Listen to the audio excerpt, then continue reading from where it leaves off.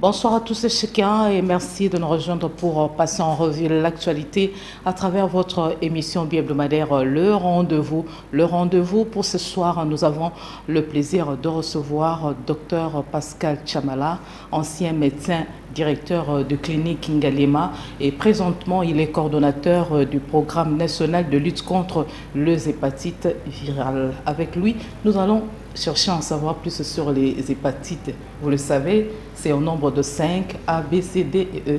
Alors le médecin va nous éclairer là-dessus. Bonsoir docteur Chamala. Bonsoir madame. Voilà, ça fait longtemps. Oui, mais quelle que soit la longueur de la nuit, on finit toujours par surgir vers la lumière. Et donc, je suis très heureux d'être ici, parce que là, la lampe que j'ai allumée, on l'a mise sur la table.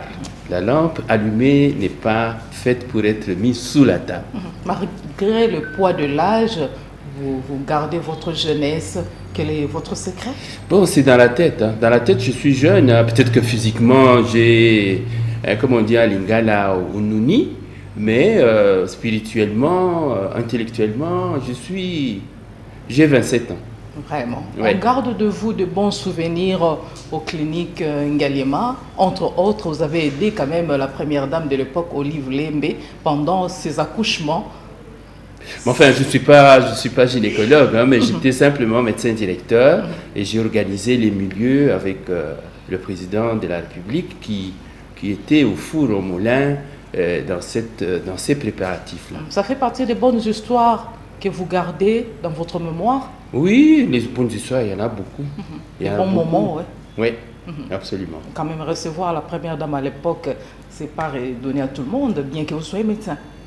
Bon, oui, c'est vrai, j'ai eu cette chance de pouvoir travailler avec la première dame, Maman Olive, et nous avons fait du bon travail. Il n'y avait pas que cet accouchement, mais elle a pu mettre en place et nous a permis de mettre en place un des rares centres de chirurgie pédiatrique à cœur ouvert. Et donc, on a vécu de bons moments. Voilà, merci beaucoup. Aujourd'hui, vous êtes coordonnateur du programme national de lutte contre les hépatites virales. C'est quoi les hépatites? Ok. Les hépatites, effectivement, c'est une inflammation de l'organe qu'on appelle le foie. Alors, le foie, c'est parmi les organes les plus importants. C'est vrai qu'il n'y a pas des organes moins importants, mais c'est un des organes les plus importants de notre corps. C'est le plus grand d'ailleurs, c'est le plus gros. Alors, il a plusieurs fonctions, notamment celui de désintoxique, voilà, les poisons que nous avalons chaque jour à travers ce que nous mangeons, à travers ce que nous buvons. C'est déjà ça.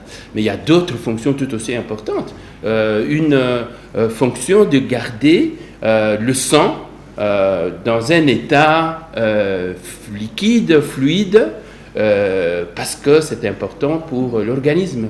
Il a d'autres fonctions, c'est de pouvoir assurer un taux de sucre permanent dans le sang, chez des gens par exemple qui font des jeûnes, chez les gens qui ont faim. S'il n'y a pas de sucre dans notre organisme, on fait ce qu'on appelle des hypoglycémies. Et donc le foie a toutes ces fonctions, et plus encore que je n'ai pas cité ici. Il va faire en sorte que les médicaments que nous avalons soient métabolisés et qu'ils dégagent ces médicaments leur principe actif qui va permettre que le médicament puisse agir sur telle ou telle maladie. Et donc, hépatite, ça voudrait dire inflammation de cet organe-là, du foie. Okay, du foie. Alors, cette inflammation peut être d'origine virale, et c'est ça, hépatite virale. Il y a 5 virus. Il y a le virus A, B, C, D et E. Okay. Comment distinguez-vous ces virus qui sont au nombre de 5? On sait les identifier en faisant des dépistages, par exemple. Hein. Il y a des réactifs spécifiques qui vont révéler spécifiquement le virus A, qui vont révéler les virus B, C, D et E d'une façon tout à fait spécifique. Et donc, voilà, les hépatites virales. Alors, le programme national de lutte contre les hépatites virales, c'est une organisation de notre pays, de notre gouvernement, comme dans d'autres pays du monde, qui s'est fixé comme objectif de lutter contre la menace des hépatites. L'hépatite, les hépatites en général... Il y a moyen aussi de lutter contre cette menace? Oui, les hépatites en général, les hépatites B et C en particulier, menacent l'humanité entière. Je vous dirais que c'est une pandémie. Je pense que si vous entendez ces mots, vous vous rappelez que la Covid, c'est aussi une pandémie. Mais la Covid est venue 50 ans plus tard. C'est pas une pathologie? C'est une pathologie. Pathologie, ça veut dire maladie. Ok. D'accord? Donc, c'est une pandémie qui fait que le monde entier est menacé par ces deux virus-là. Mais les autres aussi menacent. Au monde entier, il y a 400 millions de personnes qui sont positifs au virus de l'hépatite B et au virus de l'hépatite C, mais qui ne sont pas au courant de leur statut. Ils ne savent pas qu'ils sont porteurs du virus de l'hépatite B et de l'hépatite C. Ne parlons pas de l'hépatite A, par exemple, chez les enfants, dans notre pays, parce que contrairement au virus de l'hépatite B et C, l'hépatite A est transmise par voie orofécale, c'est-à-dire par le manger et par les saletés que nous avalons. Ça, c'est l'hépatite A. Ça, c'est l'hépatite A. Ok. Alors que l'hépatite B... Et ça menace quelle tranche d'âge comme ça? C'est surtout les enfants. C'est surtout les enfants. C'est surtout donc l'âge varie entre 0 à 5 ans? Par exemple, oui. Donc, vous avez parfois des épidémies de diarrhée. C'est souvent dû à ce genre d'hépatite. Et ça peut être mortel. Alors que l'hépatite B et C sont transmis essentiellement par le sang. C'est en contact. Et là, ce sont les adultes qui sont plus victimes. Et les enfants aussi, malheureusement. Tu vois, les enfants sont transfusés d'une façon tout à fait désordonnée. Et donc, c'est toutes les tranches d'âge qui sont concernées. C'est vrai qu'il y a des groupes beaucoup plus vulnérables que d'autres, mais ici, c'est une maladie qui va toucher tout le monde. Alors, le virus de l'hépatite D, celui-là ne peut exister que quand il y a le virus de l'hépatite B. Donc, il accompagne souvent le virus de l'hépatite B. Et enfin, le virus de l'hépatite E, c'est aussi par voie orofécale, c'est-à-dire par la bouche, par les mains sales, par exemple, que les gens vont attraper ça. Et donc, le programme... C'est une pathologie de mains sales. Voilà, c'est ça. Malheureusement oublié. C'est une maladie négligée. Dans notre pays, on ne sait pas quel est le profil de la menace des hépatites. Le profil, c'est-à-dire combien de gens sont positifs au virus de l'hépatite, sont porteurs chroniques du virus de l'hépatite. Docteur Chamala, oui? Vous êtes coordonnateur de ça. Vous voulez remédier à tout prix aux hépatites virales, ainsi de suite. Mais le coût de diagnostic et de traitement de ces hépatites sont très élevés. Oui. Comment s'en sortir alors? Comment s'en sortir? Il y a ce que le vieux Kabyle Appel avait dit, prenez-vous en charge. Il est possible que, connaissant les dangers qui nous guettent, qu'on puisse s'organiser en communauté d'épargne solidaire pour faire face à cette pathologie. Mais le gouvernement, à son niveau, a prévu de mettre en place la couverture sanitaire universelle. C'est-à-dire qu'on pourrait, si il est conscient, le gouvernement, mais il est conscient que les hépatites sont une menace pour la population, il va pouvoir financer cette pathologie pour que on puisse accéder aux soins à moindre coût par la population. Mais il faut vivement qu'on mette en place ces programmes. Ok, mais pour le mettre en place, il faut connaître la quantité. Il ne suffit pas de dire que voilà, nous avons beaucoup d'hépatites, mais il faut que on fasse une véritable politique de santé publique qui va montrer que effectivement l'impact, l'ampleur, la prévalence, l'incidence de cette maladie est telle que si on n'intervient pas, ça va décimer les populations. Mais il ne faut pas seulement que le soin soit accessible aux personnes qui ont assez de moyens. Ah oui, c'est ça, c'est justement ça. La couverture santé universelle, c'est ça. Il faudra faire une sorte d'égalité dans l'accès aux soins. Il ne faut pas que c'est seulement les gens qui peuvent prendre l'avion. Pourquoi pas, par exemple, la gratuité du traitement? Mais c'est à quoi on veut atteindre. Mais on dit que la santé n'a pas de prix, mais la santé a un coût. Vous comprenez? Nous sommes tout le temps en train de dire, voilà, en Europe, c'est moins cher, etc. Mais en Europe, ils sont organisés. Ils cotisent. Hein? Ils cotisent dans des caisses de choses, comment est-ce qu'on dit ça? De prévention des maladies. Hein? Ils cotisent pour que, malade ou pas malade, ils cotisent. En RDC, et quand s'il faut procéder de la sorte, cotiser par exemple, qui sont censés les faire et qui voudront le faire? La population doit pouvoir se sentir capable de faire ces cotisations. Mais seulement ceux qui peuvent le faire, c'est lorsque nous sommes dans un contexte formel. Ici, chez nous, il y a trop d'informels. Hein? Quelqu'un fait son commerce sans réglementation, etc., etc. Il n'est pas possible de faire de prélèvements à la base pour mettre les choses en contact, plutôt à la disposition du plus grand nombre. Souvent, les gens ici disent, voilà, moi je ne suis jamais malade, pourquoi est-ce que je dois aller cotiser? Mais il faut savoir que ça n'arrive pas qu'aux autres. Ça n'arrive pas qu'aux autres, surtout avec les hépatites. Ce sont des tueuses silencieuses. Dans un pays en voie de développement comme le nôtre, où la population ne mange pas sa faim, mais comment est-ce qu'ils vont cotiser? L'économie est très faible. Comment est-ce qu'ils vont cotiser? Le développement dont on parle, c'est de quitter d'une situation de précarité pour aller vers une situation de prospérité. Et donc, nous constatons que nous sommes dans la précarité. Nous devons prendre nos choses, nos responsabilités et pouvoir sortir de cette précarité. Merci pour cette lumière. Comme je le signifiais tantôt, nous sommes en train de nous échanger avec le coordonnateur du programme national de lutte contre les hépatites virales. Comprenez, c'est avec le docteur Pascal Chamala. Docteur, vous avez promis de mener une campagne dans les 35 zones de santé. Oui. C'est déjà à pied d'œuvre? Effectivement. En fait, avant, nous animions une société, la clinique Astrid, qui avait pour vocation d'être le fer de lance du programme national de lutte contre les hépatites. Actuellement, il y a un programme qui a été déterré. C'est un programme qui existe depuis 2004. Voilà, 18 ans plus tard, on l'a déterré.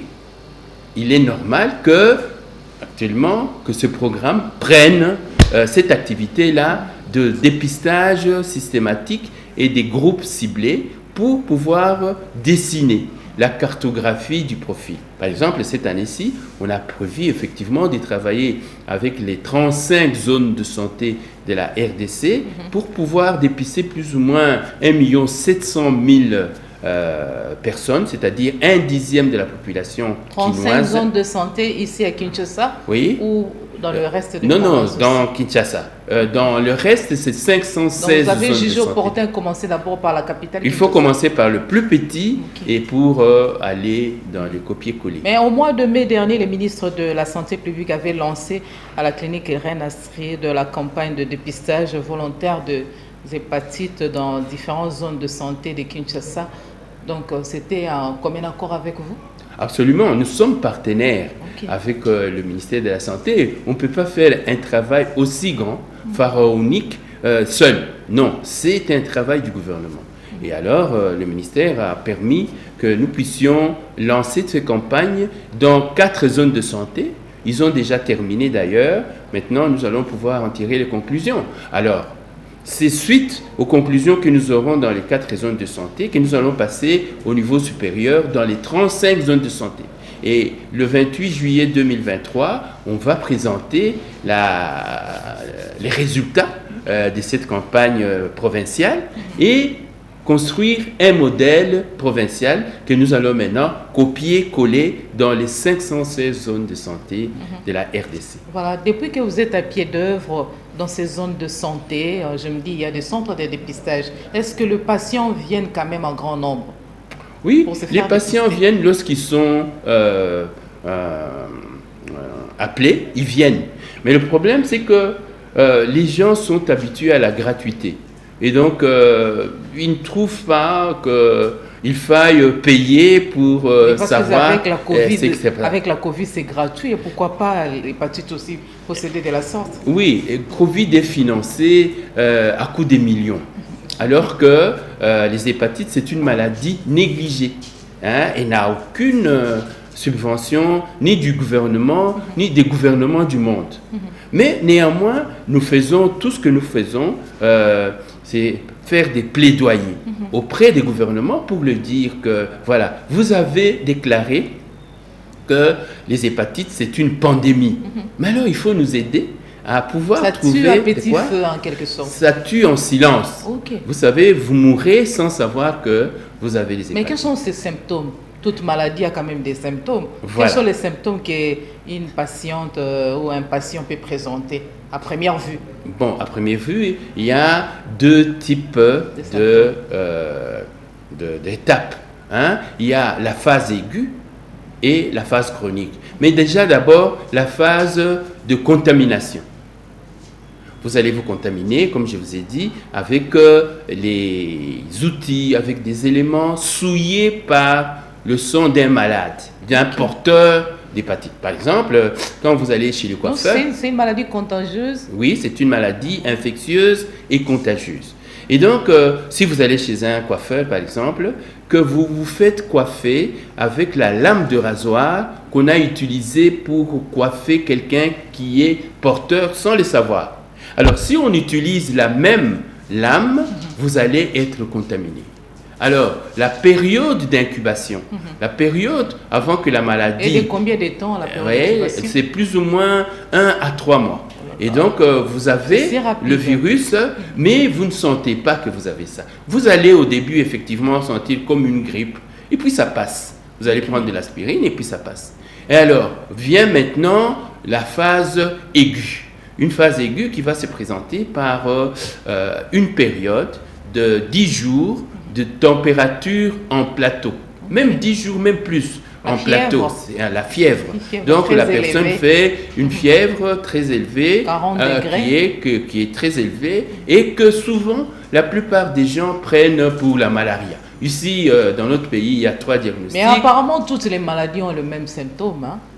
Non, ils n'ont pas les mêmes symptômes. Il y a des signes qu'on peut retrouver dans plusieurs maladies. Effectivement, quand vous avez de la température, ça ne veut pas dire nécessairement que vous avez la malaria. Ça ne veut pas dire nécessairement que vous avez la typhoïde, comme on dit ici, ni la tuberculose, ni les hépatites. Et donc, il faut, une fois que vous êtes devant les symptômes, essayer d'en récolter un peu plus pour faire le diagnostic différentiel entre toutes les maladies qui peuvent faire, par exemple, de la fièvre. Voilà. Alors, pour ici, l'évolution est la suivante. Après avoir fait une période de température, vous allez présenter une période de jaunisse. Les yeux vont devenir jaunes, dictères. Ce n'est pas la fièvre jaune non plus. Ce n'est pas la fièvre jaune, ce n'est pas la même chose. C'est les yeux qui deviennent jaunes et à ce moment-là, nous appelons ça l'ictère.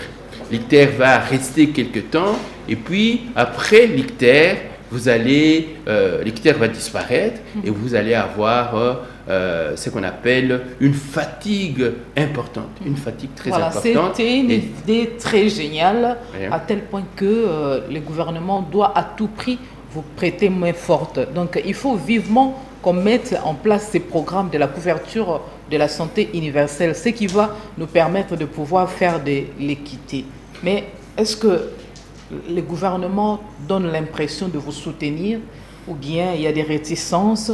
Qu'est-ce qu'il faut encore faire pour voir comment éradiquer, s'il y a moyen, cette pandémie? Et donc, comme... La collaboration avec l'État congolais est étroite. Comme tout le monde, le gouvernement n'était pas très conscient de la menace des hépatites. Bien que ayant mis en place un programme, il n'a jamais financé, il n'a jamais donné ce qu'il faut pour travailler. Mais l'avoir fait maintenant prouve qu'il a pris conscience de la menace des hépatites. Il a dit, nous devons...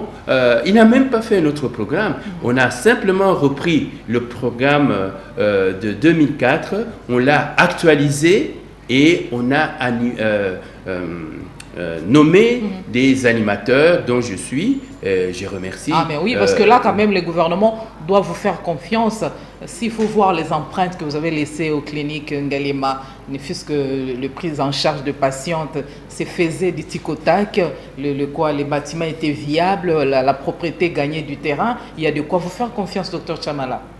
Bon, écoute, merci, mais seulement je suis hépato-gastro-entérologue. Donc je me suis senti interpellé. Okay. Je suis spécialiste des maladies du foie et du tube digestif, hein, des estomacs et des intestins, etc. Et donc je ne pouvais pas rester indifférent que mon pays soit comme ça, sans être pourvu d'un programme de lutte. Et ces programmes existaient. Alors, nous avons fait les plaidoyers, nous avons, comme vous dites, laissé des traces à gauche, à droite, aussi bien au niveau du gouvernement qu'au niveau de la population, qu'au niveau de la société civile, qu'aujourd'hui, il y a à peine 2 semaines que nous avons été nommés, voilà, on nous a confié un travail pharaonique. Nous devons construire carrément une pyramide. Vous connaissez les pyramides en Égypte, hein? Oui, oui. Eh ben, c'est un travail aussi important que ça. Et nous sommes très contents de l'avoir. Il faut faire venir les architectes égyptiens. Oui, les Égyptiens, c'est vous et c'est toute la population. Okay. Hein? Ce n'est pas le docteur Chamala seul qui va faire ça. Les Égyptiens, c'est nous tous qui sommes là. Et effectivement, comme par hasard, dans ce programme des hépatites, les Égyptiens sont les premiers dans le monde à avoir maîtrisé la menace des hépatites. Et donc, ils vont participer avec nous à la construction de cette pyramide. Mais quelque part, vous dites, si nous parvenons à éradiquer la menace de l'hépatite, nous allons pouvoir atteindre 11 des 17 objectifs de développement durable. Explicité. Ben, je vois que vous avez bien suivi mon discours, je ne sais pas où. Effectivement, le monde est en train de chercher à atteindre 17 objectifs du développement durable. Le monde s'est dit que d'ici 2030, les développements humains doivent être non seulement effectifs, mais il doit être durable. Alors, dans ces 17 objectifs, le 3e objectif, c'est la santé et le bien-être. Au point 3 de ces 3e objectifs, c'est la menace des hépatites qu'il faut vaincre. Alors, il y a des arguments qui disent que si nous parvenons à vaincre ce 3e sous-objectif, nous allons pouvoir atteindre 11 des 17 objectifs du développement durable. C'est vous dire l'importance qu'il y a à non seulement prendre conscience des virus et l'hépatite, enfin de la menace que pèsent les virus sur la population, mais aussi de s'engager dans la lutte contre les hépatites. Donc si je comprends bien, votre souci, c'est de faciliter l'accès aux soins aux hépatites. Non seulement notre souci est ça, nous avons 3 axes. C'est d'abord la sensibilisation de la population. Les gens doivent prendre conscience. Parce qu'ils ont pris conscience, ils vont adhérer à tous les dépistages que nous sommes en train de faire. Et là, vous utilisez quel support pour sensibiliser la population dans un pays comme la nôtre? La RDC, c'est un pays à la dimension d'un continent. Vous possédez comment? Vous utilisez quel support de sensibilisation? Mais il y a des supports qui existent. Il y a des contacts d'individu à individu. Il y a les réseaux sociaux. Nous allons dans les églises parler avec les communautés. Bref, on utilise ce qui est comme outil moderne de communication avec les uns et les autres. Donc, surtout pour atteindre ceux qui sont dans des coins et recoins de la capitale. Il y a ces coins enclavés ici à Kinshasa. Ben, il y a des coins enclavés, ça c'est vrai. C'est pour cela que nous n'utilisons pas que la télévision. Il y a des coins où il n'y a pas de courant. Hein? Nous utilisons la radio. Chacun a sa radio. Voilà. Et effectivement, comme on fait avec la vaccination, nous avons ce qu'on appelle des relais communautaires. Relais communautaires. Donc, nous travaillons avec les zones de santé pour que ces relais communautaires puissent faire leur travail de sensibilisation au niveau des aires de santé. Et les aires de santé vont envoyer les personnes vers les centres de santé. Et là, on va faire les dépistages. Et les centres de santé vont envoyer les résultats au niveau des hôpitaux généraux de référence et au niveau de l'équipe cadre qui vont faire des rapports à la hiérarchie sur la participation des activités des hépatites dans leur zone de santé. Et donc ça, c'est l'axe sensibilisation. Le deuxième axe, c'est la valorisation de la zone de santé. La valorisation de la zone de santé est très importante. Parce qu'il n'y a pas que les gens qui sont riches qui peuvent partir se faire soigner ailleurs. Nous devons aussi ici faire ce qu'on appelle une médecine de proximité. La médecine de proximité et de qualité. La qualité n'est pas seulement réservée aux gens qui ont les moyens. Et donc, mais pour ça, nous devons faire en sorte que les zones de santé puissent produire des données qui vont convaincre les donateurs et tout un tas de notre même gouvernement que la maladie est effectivement dans la RDC, voilà l'impact, voilà ceci, voilà cela, et tout ça vient de la zone de santé. Si on n'a pas valorisé de la zone de santé, on n'aura jamais ces résultats. Mais enfin, ces programmes de dépistage ou de campagne de sensibilisation volontaire contre l'hépatite, ça va s'étaler pendant combien de temps, quelle période comme ça? Enfin, nous devons faire en sorte que ça devienne une activité permanente de la zone de santé. C'est-à-dire que quelqu'un qui a entendu le message, qui voudrait aller se faire dépister, trouve au niveau des centres de santé, tout près de chez lui, une activité comme cela, et ainsi de suite. Et donc, c'est une chose qu'on va faire comme une activité dans le paquet minimum d'activités de la zone de santé et faire en sorte qu'on mette à la disposition des zones de santé un paquet complémentaire d'activités pour faire en sorte que la prise en charge soit globale. Voilà, l'hépatite, cette pathologie constitue un véritable problème de santé publique en République démocratique du Congo. Docteur Chamala, pourquoi avez-vous attendu le jour de la journée internationale de lutte contre cette pandémie pour pouvoir déposer ou remettre votre plaidoyer? Mais non, c'est depuis 2019 que nous sommes sur la piste de la lutte contre les hépatites. Et ce jour-là, c'était, je dirais, l'aboutissement, parce que un mois et demi après, on nous nommait animateurs de ce programme. Et donc, c'est un processus. On peut pas. L'époque des mannes qui tombent du ciel est révolue. Actuellement, nous sommes dans un pays, comme on dit, où coule le miel et tout ce que nous avons de bien. Seulement, pour avoir ça, il faut travailler. Et nous avons mis en place, le gouvernement a mis en place ce programme et nous sommes capables, avec les ressources qu'on va obtenir, avec les ressources disponibles, parvenir petit à petit à vaincre la menace des hépatites, faire en sorte que les hépatites ne constituent plus un problème de santé publique. Voilà, merci pour cet éclairage. Parlons autre chose, mais on reste toujours dans ce qui concerne la santé de la population. Docteur Chamala, vous êtes un ancien, vous êtes parmi les médecins qui ont donné les meilleurs d'eux-mêmes et qui continuent à donner les meilleurs d'eux-mêmes pour les patients congolais qui sont dans le besoin. Les médecins sont en grève depuis le mois d'août de cette année. Quelle perception avez-vous de la situation socio-économique de la blouse blanche en République démocratique du Congo? La blouse blanche en RDC, donc les professionnels de santé, sont une ressource très très importante dans le développement d'un pays. Alors, dans le développement d'un pays, un programme qui appartient de l'État, il a promis certains outils pour encourager les uns et les autres à remplir leurs devoirs. Voilà qu'il se pose un problème par rapport aux promesses qui a été faite.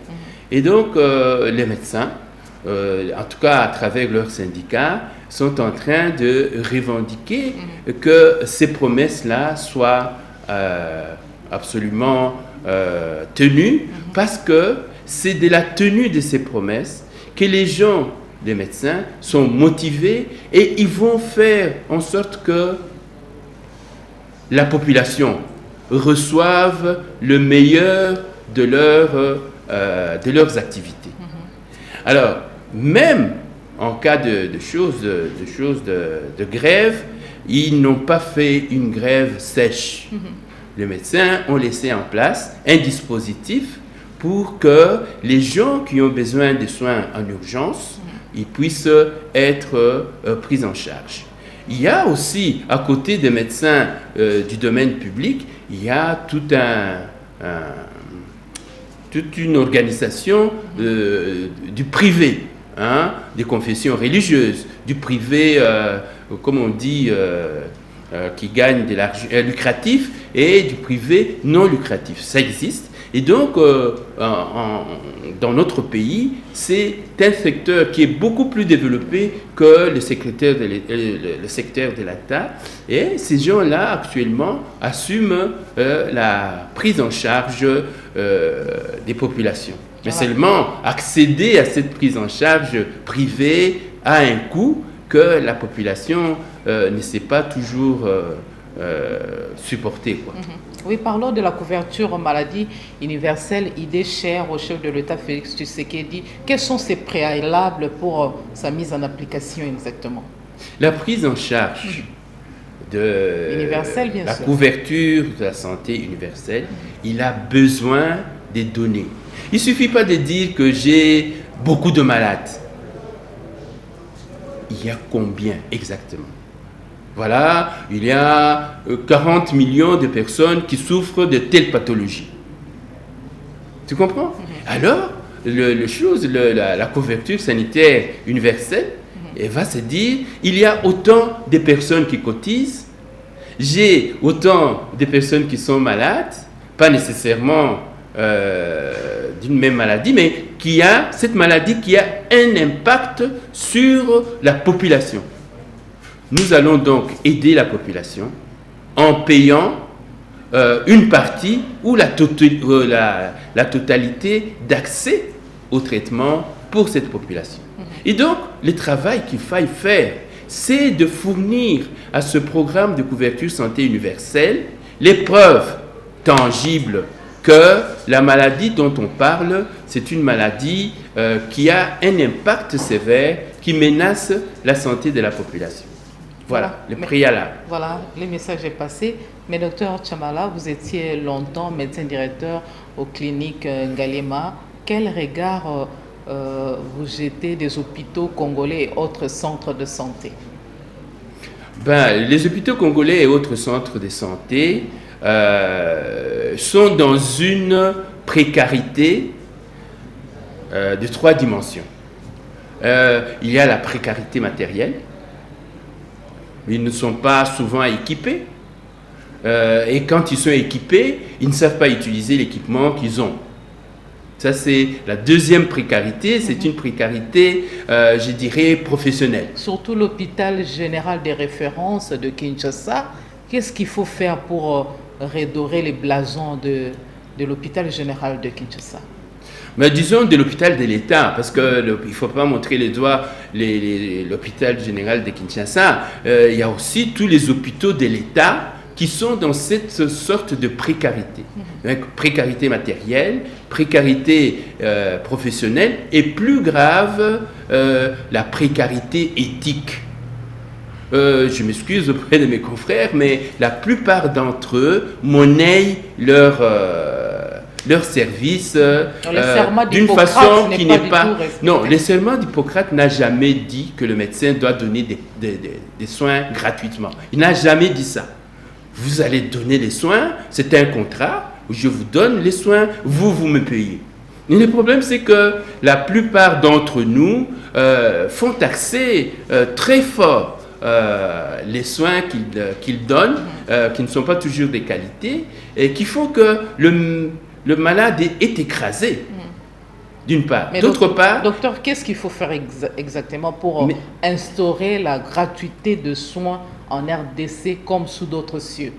Vous pouvez continuer et puis répondre à cette question. C'est ça. Et donc, j'ai dit qu'il y a des médecins qui demandent des examens dont ils n'ont pas besoin, mais simplement parce qu'ils savent qu'ils vont avoir un matabiche sur le tour. Okay. Hein? C'est très grave.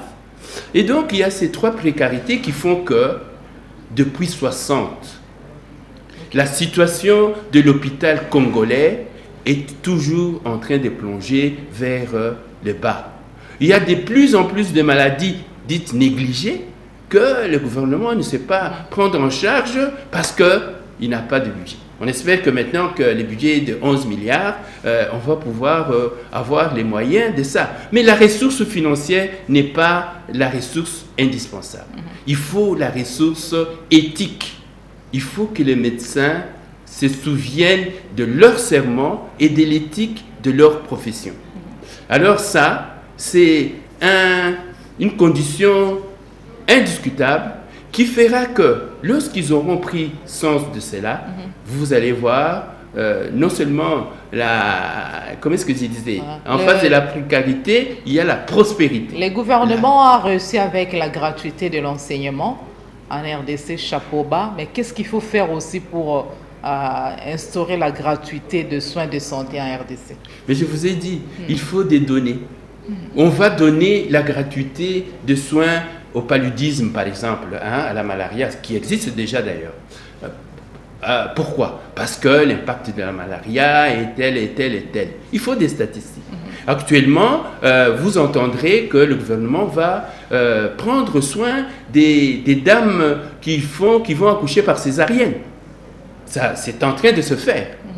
Et ainsi de suite. Ils sont en train de... Il y a... Ça ne sera pas combattre le projet de la santé de la reproduction? Non, ce n'est pas combattre la santé de la reproduction, c'est appuyer ce programme, justement. Hein? Et donc, le gouvernement est en train de... Maternité gratuite, c'est pas ça? Oui, il y a ça, tout ça, c'est déjà une couverture. Alors, on va faire des enfants en désordre? Non, pourquoi faire des enfants en désordre? Il faut simplement... là aussi, c'est ça le grand problème. On ne se sent pas responsable de ce qui nous arrive. Hein? On dit toujours que ce soit le gouvernement, ce soit Tshisekedi, ce soit sa femme ou bien quelqu'un, mais on ne voit pas dans ce qu'on fait notre propre responsabilité. Dans ce qui nous arrive, on a toujours une responsabilité. Aussi longtemps qu'on n'aura pas remarqué ça, aussi longtemps qu'on n'a pas admis ça, la situation va continuer à se dégrader parce qu'on se décharge de la responsabilité que nous avons naturellement. En quelque sorte, docteur Tchamala, qu'est-ce qu'il faut faire pour améliorer la qualité de soins de santé en République démocratique du Congo? Parce que maintenant, là, on voit dans beaucoup de centres hospitaliers, il y a aussi des médecins apprentis, ainsi de suite. Ça crée beaucoup de dégâts. Comment faire pour pallier à tout ça? Il faut d'abord la formation continue. Un médecin ne peut pas rester 3 mois sans apprendre quelque chose. Vous comprenez? Il y a des pays où, si tu as fait 3 ans sans être parti dans une conférence, sans avoir organisé une publication, etc., on te retire ton numéro d'ordre. Vous comprenez? Alors ici, malgré la présence du Conseil qui fait ses efforts et qui est en train d'aller dans ce sens-là, les gens sont dans l'impunité, alors qu'ils font courir des risques à des vies innocentes. Et donc, il faut la formation continue et revenir sur l'éthique professionnelle. On ne se comporte pas n'importe comment vis-à-vis du malade, on ne se comporte pas n'importe comment vis-à-vis des confrères et vis-à-vis des collaborateurs. Il y a des règles qui sont mises là-dessus. Et donc, pour que ça aille bien, remettez la règle en place et tous observons les directives de la règle. Voilà, c'était clair comme dans un livre d'images. Je crois que le docteur vous a convaincu. Mais en guise de message particulier, je voulais que vous puissiez marteler là-dessus, d'autant plus que vous êtes coordonnateur du programme national de lutte contre les hépatites virales. Hépatite, plaidoyer pour la couverture médicale universelle en République démocratique du Congo, campagne de sensibilisation sur les hépatites virales. Essaie un peu de marteler sur ça en guise de message particulier. En guise de message particulier, je dirais que d'abord vis-à-vis du gouvernement, que je remercie d'avoir enfin pris conscience que pour réussir même le programme des 145 territoires qu'il a mis en chantier, il faut absolument un programme de lutte contre les maladies et ici spécifiquement contre les hépatites virales, contre la menace des hépatites virales. Et donc, cette prise de conscience est quelque chose de positif. Il faudrait qu'à son tour, la population prenne conscience aussi que les hépatites est une menace à la santé et au bien-être. Et pour cela, ils doivent participer massivement aux campagnes de dépistage que nous espérons pourront en majorité être gratuites. Voilà. Et enfin, les partenaires, ils doivent se dire, nous sommes ici pour aider ce peuple à vaincre les hépatites. Par conséquent, donnons-lui les ressources nécessaires, prêtons-lui les sources nécessaires pour pouvoir faire ça. Et enfin, la société civile ne doit pas être là seulement pour faire des revendications, elle doit coacher la population et enfin les communautés doivent prêcher et plutôt faire ce qu'ils prêchent, l'amour du prochain. Hein? L'amour du prochain, c'est pas seulement aller remplir les caisses pour qu'on construise des temples, mais c'est aussi s'occuper du prochain qui est là, faire en sorte qu'il puisse accéder facilement aux soins. Ça, c'est bien dit, docteur, et nous vous souhaitons toutes les bonnes choses du monde. C'est la fin de cette émission. Pour ceux qui l'ont pris en cours, la rediffusion, c'est demain à 11h, heure de Kinshasa. Si vous avez aimé l'émission, remerciez les preneurs de vue. Mais en guise de rappel, nous venons là d'échanger avec docteur Pascal Chamala, coordonnateur du programme national de lutte contre les hépatites virales. C'est la fin de cette émission. N'oubliez pas la chaîne de référence Antenne A qui a disponibilisé ces programmes. Je vous retrouve très prochainement pour un autre numéro. Une très belle soirée à tous et à toutes.